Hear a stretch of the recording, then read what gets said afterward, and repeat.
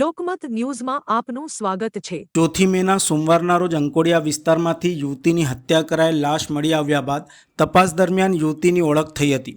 મૃતક યુવતીનું નામ દિવ્યા પરમાર અને તે મુજમોડા ગામની વતની હોવાનું સામે આવ્યું હતું। દિવ્યા પરમાર બનાવના આગલા દિવસે એટલે કે રવિવારે ઘરેથી મહેંદી મૂકવા જવાનું કહીને નીકળી હતી। પરિવારે ફોન કર્યા છતાં પણ સંપર્ક થયો ન હતો।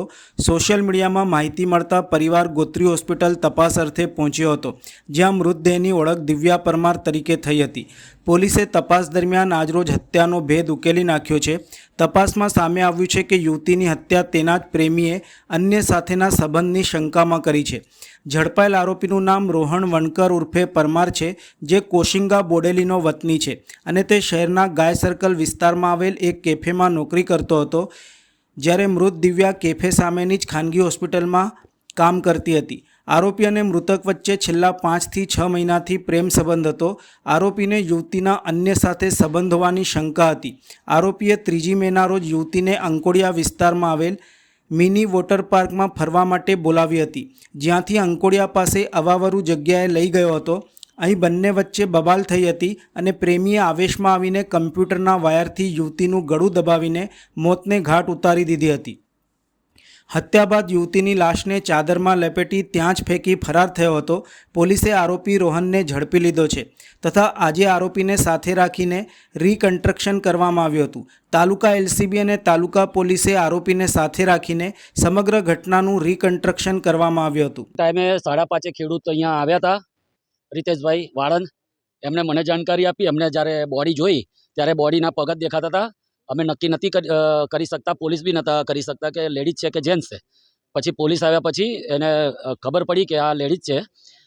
પછી એના ગતિવિધિ ચાલુ કર્યા અને બધાને બોલાવીને જિલ્લા પોલીસ તંત્ર આવ્યું અને તાલુકા પોલીસ તંત્ર એકદમ એક્ટિવ અહીંથી પીએમમાં લઈ ગયા। પછી એના ઉપર કેબલ વીંટાળે, ચાદર ઉપર કેબલ 4 આંટા મારીને ગાંઠ મારેલી હતી પ્લગ સાથે।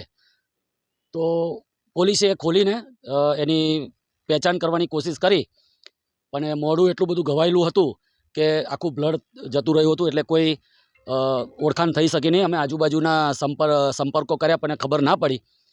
પણ જેને ઉપર ચાદર ઓઢાવી હતી એ ચાદર ડીમાર્ટમાંથી ખરીદી હતી। એના સ્ટીકર પરથી આ રોહન નામના આરોપીની શોધખોળ ચાલુ કરી અને એ આરોપી મળી આવ્યો। તો શું કહેશો, આવા એકાંત જગ્યામાં લોકો પ્રેમી પંખેડા આવા એકાંતનો સમય કાઢવા માટે આવતા હોય છે, તો આ ગામ તરફે કોઈ પ્રતિબંધન કે એવું છે? અમે પહેલાં બી આના માટે ખૂબ ઝુંબેશ ઉઠાવી હતી, પણ એવો જગ્યા બદલીને બીજી જગ્યાઓ પર જાય છે। આજે આપણે રિકન્સ્ટ્રક્શન કરવા આવ્યા એના 15 મિનિટ પહેલાં જ એક કપલ આવીને અહીંયાથી ભાગી ગયું।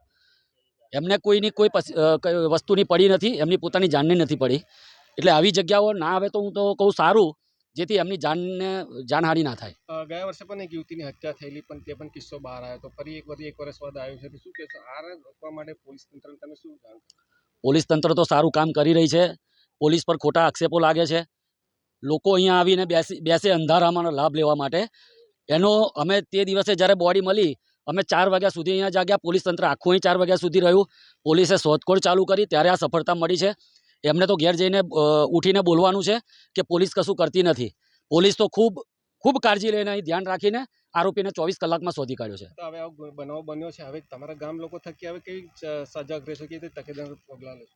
અમે આ જગ્યા પર નવા છે।